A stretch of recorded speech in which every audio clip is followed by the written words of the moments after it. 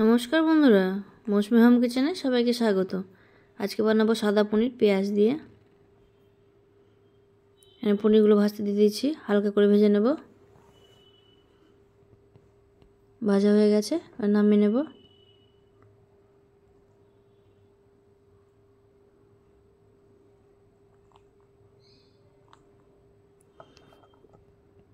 এবার তেলের মধ্যে দেবো পেঁয়াজ বাটা, 2 পা রসুন আর কাঁচা লঙ্কা বাটা,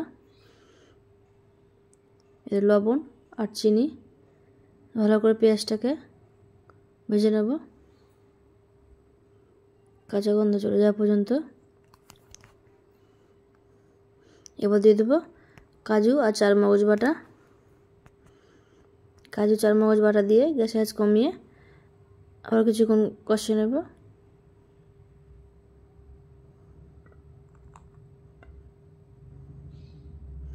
এবার ভেজে রাখা পনিরগুলো দিয়ে দেবো।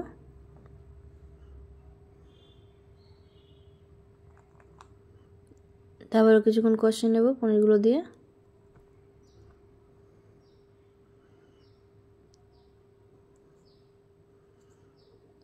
হয়ে গেছে, এবার সামান্য পরিমাণে জল দিয়ে দেবো।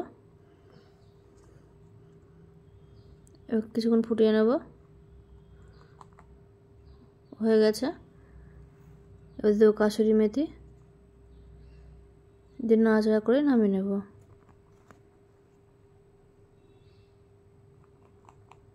হয়ে গেছে, নামিয়ে নিয়েছি। কেমন হয়েছে অবশ্যই জানাবেন। সুস্থ থাকবেন, ভালো থাকবেন। দেখা হবে আবার পরের ভিডিওতে।